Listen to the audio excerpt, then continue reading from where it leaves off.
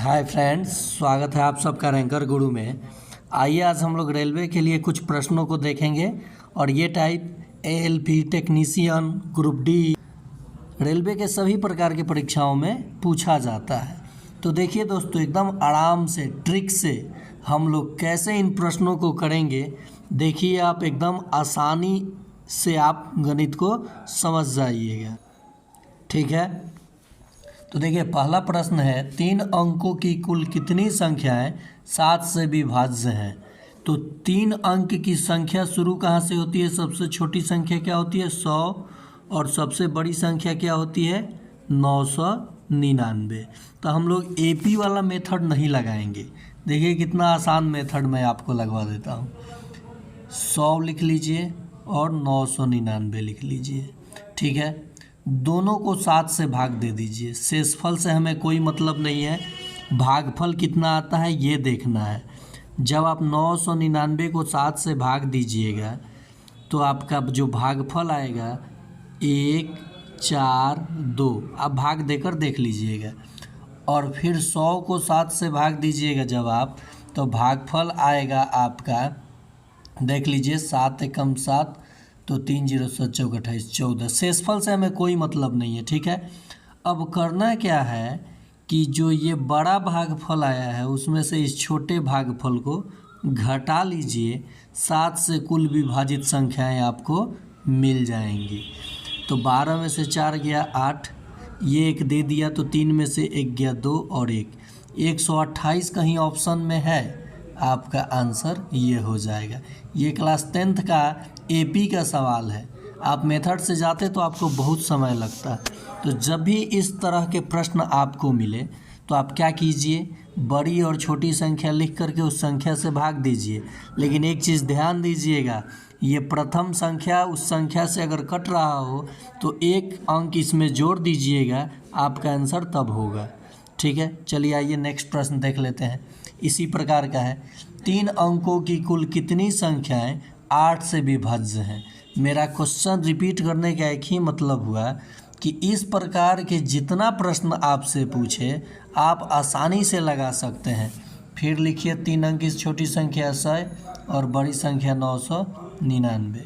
इसे भी 8 से भाग दीजिए, इसे भी 8 से भाग दीजिए, ठीक है दोस्तों। तो देखिए जब आप 999 को 8 से भाग दीजिएगा तो 8 एकम 8, 8 दूनी 16 और 8 चौका 32। हमें शेषफल से कोई मतलब नहीं है, ठीक है।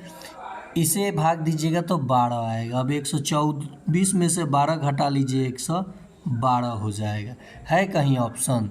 122 हो गया है, ये 112 आपका आंसर होगा, ठीक है दोस्तों। चलिए नेक्स्ट प्रश्न पे चलते हैं हम लोग। 4 के प्रथम 10 गुणजों का योग क्या होगा? अरे वाह।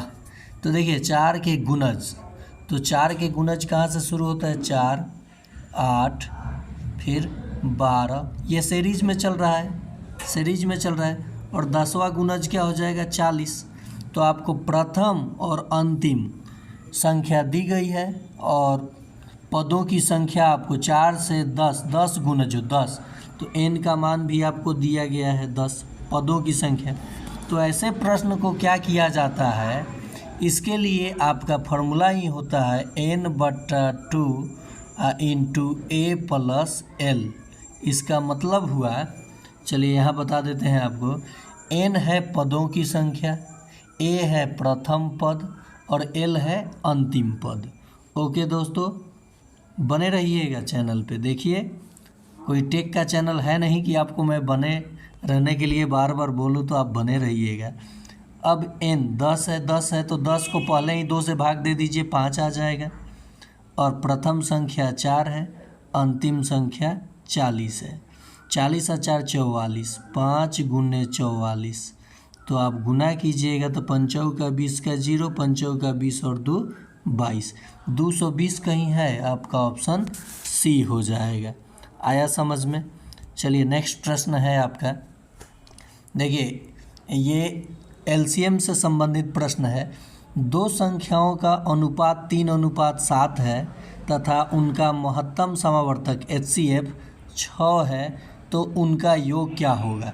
तो निश्चित ही 6 ये दोनों में कॉमन हुआ होगा। ठीक है, तो आप ऐसे भी कर सकते हैं, 6 तेरी 18 जोड़ 7 42 जोड़ दीजिएगा, आंसर आ जाएगा। देखिए 18 जोड़ 42, क्योंकि संख्याएं आपकी आ गई 18 और 42, तभी ना HCF 6 आया होगा। तो जोड़ दीजिए तो आपका आंसर मिल जाएगा कितना, 60। लेकिन एक और तरीका है, जब ये HCF दिया गया है तो इन दोनों संख्या को जोड़ लीजिए।